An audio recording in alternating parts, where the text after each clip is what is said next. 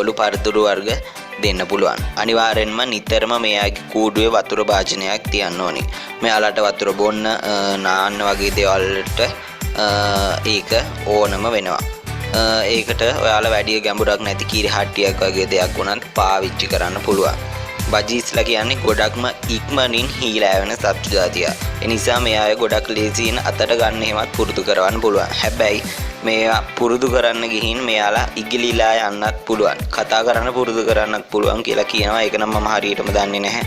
එහෙම අය ඉන්නවා නම් මටත් දැනගන්න අනිවාර්යෙන්ම පහලින් කමෙන්ට් කරන්න. ගොඩක් දෙනෙක් බජීස්ලාට ලව් බර්ඩ් කියනවා. ඒ වුණත් ලව් බර්ඩ් කියන්නේ වෙනම කුරුළු జాතියක්. මේ ඇෆ්‍රිකන් ලව් බර්ඩ්ස්ලාත් අපි කතා කරන බජිරිගාලා වගේම ගිරව් වර්ගයක්.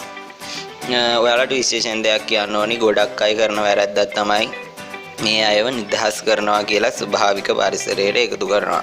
මේ අය විතරක් නෙමෙයි දැන් ගොඩක්